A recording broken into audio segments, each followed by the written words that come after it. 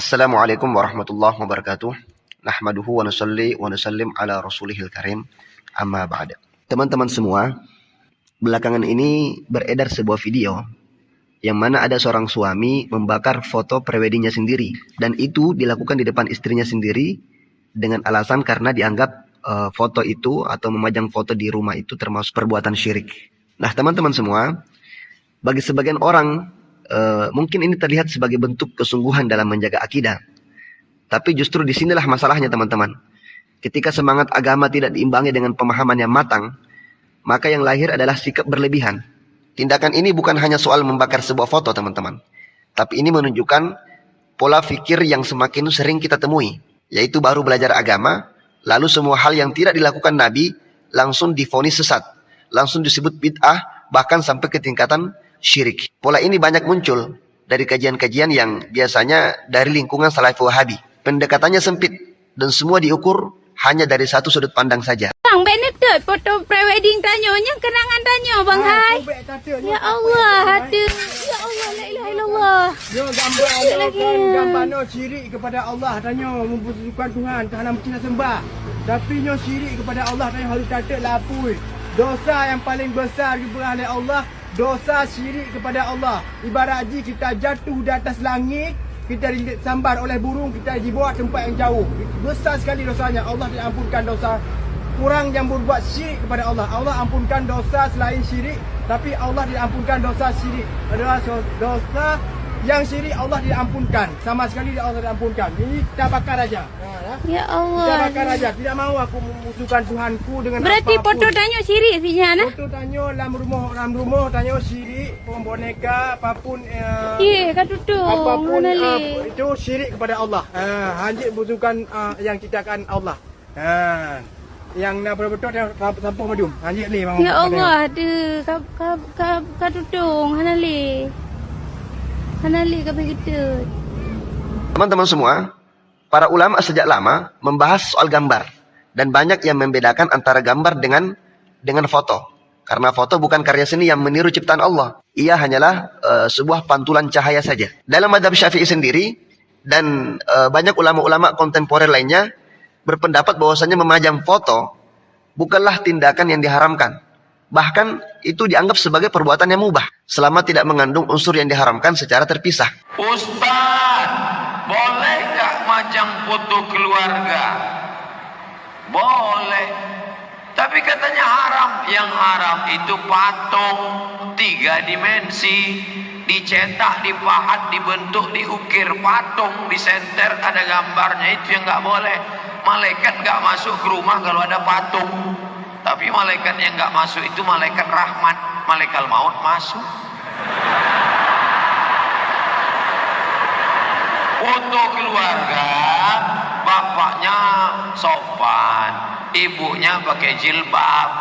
Yang foto keluarga yang belum hijrah dulu jangan dipajang. Bapaknya pakai celana pendek, ibunya pakai baju pendek, you can see. Jangan dipajang di ruang tamu. Nanti temannya lihat, emakmu cantik juga dulu ya. Jadi yang sopan, pakaiannya pakai hijab, bagus, nggak salah. Yang jadi persoalan hari ini bukan semangat beragama, tapi sikap merasa paling benar. Baru belajar agama 1-2 bulan saja, sudah menuduh semua orang menyimpang. Merasa apa yang diajarkan kelompoknya adalah satu-satunya kebenaran. Akhirnya, semua hal yang dulu dianggap biasa, sekarang ia tolak mentah-mentah. Bahkan sampai merusak hubungan keluarganya sendiri. Tidak sedikit kita menemukan kasus, ada seorang suami menceraikan istrinya hanya karena istrinya ini berbeda manhaj dengan dia. Ini kisah nyata. Ada seorang wanita nge-DM istri saya. Istri saya neruskan ke saya. Ini masih saya simpan di handphone. Saya lagi mikir ini saya sharing atau tidak saya sharing di Instagram. Ada wanita nikah dalam kondisi dulu sama-sama ngaji. Ketika sama-sama ngaji, ya normal sebagaimana orang yang sudah ngaji. Sampai suaminya ngaji kepada satu kelompok. Setelah dia ngaji kepada kelompok ini, pekerjaan suaminya itu hanya menghujat terus di rumah. Dia selaku istri mengingatkan, jangan sering menghujat lah. Kurang lebihnya begitu. Mengingatkan saja dia. Dan selalu ketika dia memberikan nasihat kepada istrinya, suaminya, supaya tidak gampang menghujat, tidak gampang mencela orang, suaminya selalu mengatakan bahwasanya istrinya tidak paham manhaj. Padahal yang dilakukan istri itu apa? Hanya mengingatkan supaya tidak gampang mencela, menghujat. Ini istri saya jadi saksi nih atas apa yang DM yang beliau kepada saya, dan saya membaca sendiri. Lalu kemudian akhirnya ketika saya memiliki sikap supaya saya itu mengajak dia tetap menghormati, oke lah kita tidak melakukannya, tapi kita harus menghormatinya. Setidaknya tunjukkan kita ini tidak gampang menghujat. Mungkin kurang lebihnya begitu. Suaminya akhirnya kemudian menceraikan istrinya dengan atas nama tidak lagi satu manhaj.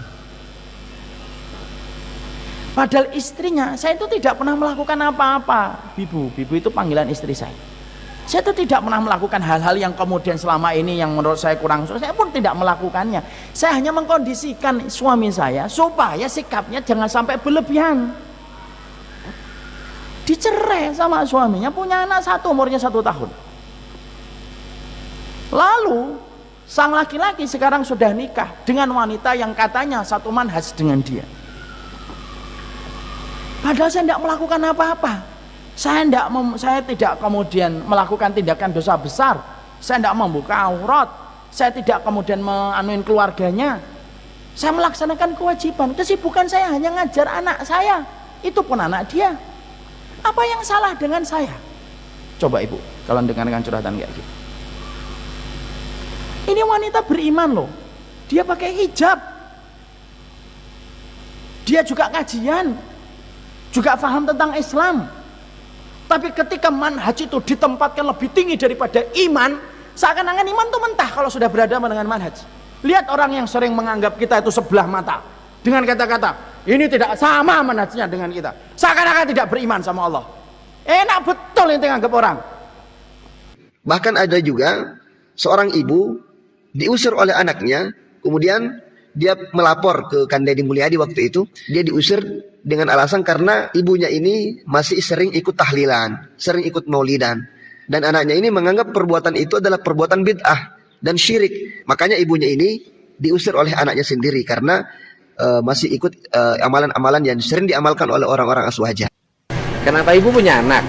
Punya anak laki-laki.